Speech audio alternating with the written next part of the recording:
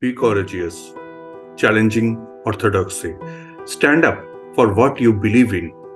When you are in rocking chair, talking to your grandchildren, many years from now, be sure you have a good story to tell. Amal Clooney.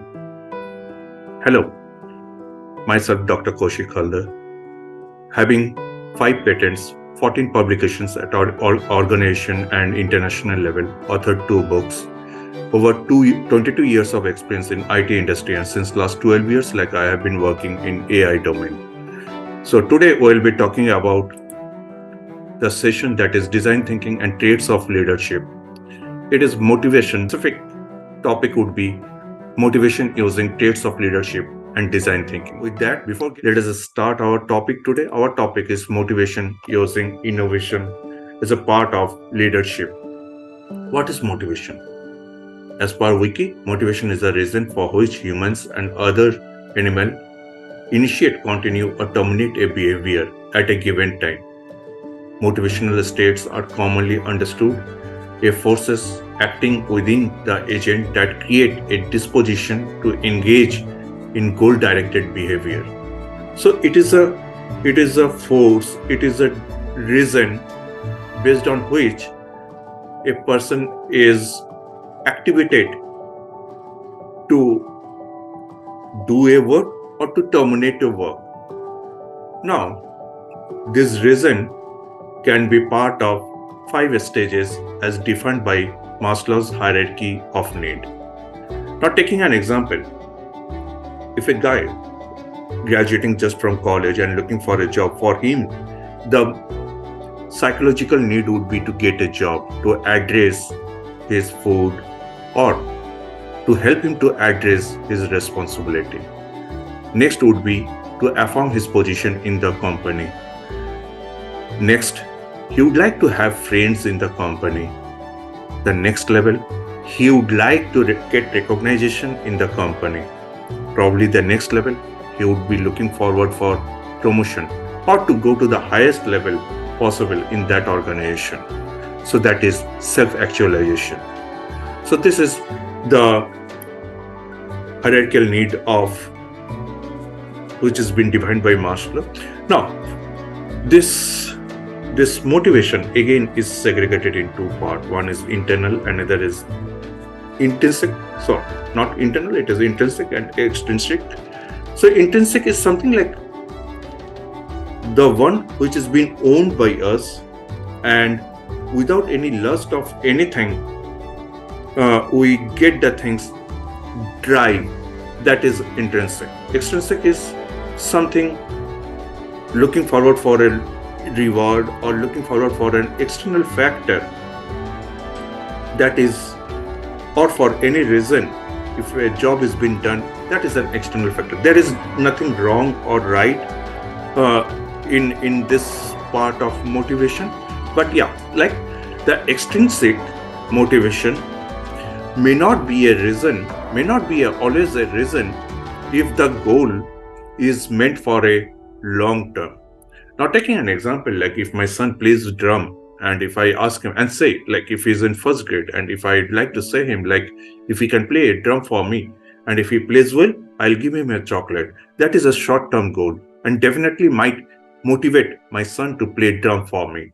But being in this scenario, while my son is in first grade, and if I ask him, if you pass grade 7 after 7 years, I'll give you the chocolate. Probably this is not going to motivate him. This, probably I may have to say him in a different way to generate an intrinsic factor within himself, saying the fact, when you are playing drum, it really been admired by your parents. So why don't you play drum at least 15 to 20 minutes every day? And this effort one day will help you to clear 7 grades. It will go all automatically, and people, they will admire when you pass 7th grade. All loves to hear your drum. So probably this will generate some kind of intrinsic motivation in my son, and may carry on playing the drum for 7 years, passing out the 7th grade. So I summarize, motivation may be intrinsic or extrinsic. There is nothing wrong or right in it. Only thing is like if the goal is meant for long term, extrinsic motivation may not always play a good role over there. There is a video on the same, and I'll be sharing. There is a video on the same, and I'll be sharing the link of that in the description. The video is from Daniel Pink. It is on the same intrinsic and extrinsic motivation.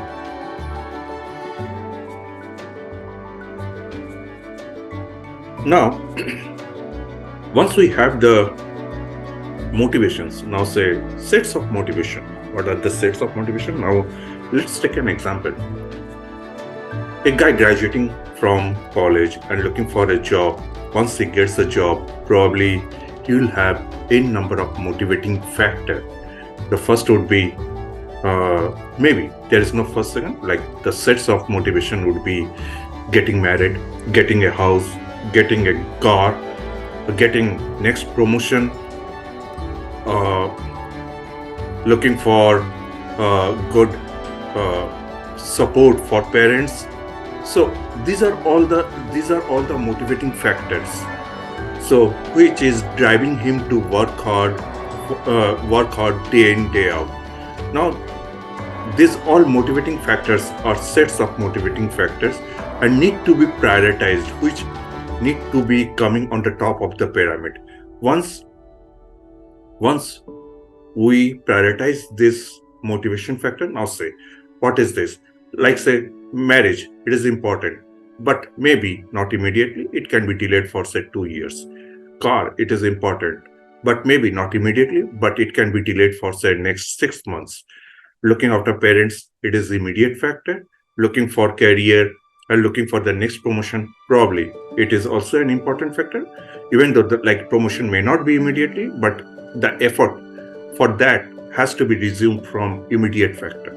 So these are all the prioritization that has to be done on the motivation, on the sets of the motivations that we have. Once the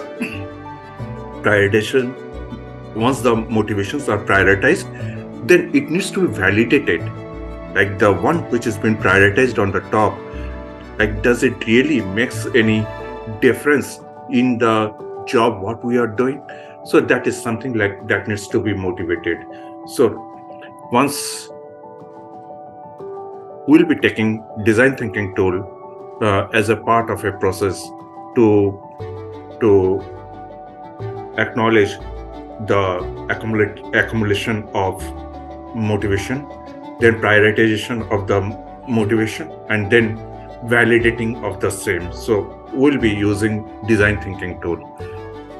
So the first design thinking tool we'll be using to accumulate the motivations is design principle, wherein probably we'll be accumulating all the sets of motivations, and then we'll try to prioritize by asking question to ourselves through various tools, like it can be 5xy or 5w plus h.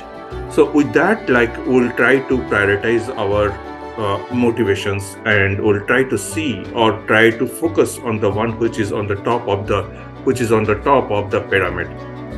Once we have this pyramid found ready, we'll focus on the motivations which are lying on the top of the pyramid, and we'll try to validate the one which is there on the top of the pyramid is really having any impact on the job or not. So how it has been done? The process is called A/B testing. It helps in comparing two variants of the outcome by being motivated and by not being motivated. Though it is used for testing two different variants of prototypes, here we will compare how the output is impacted if motivation is present and if motivation is not present. So with this, we close the session for today. The details on the same we will be covering in upcoming webinar and workshops. Thanks a lot. Kindly consider liking and subscribing to explore further about the creative thinking process. Let's stay connected and embark on the journey of learning together. contributing to more improved and inspiring world. Thanks a lot.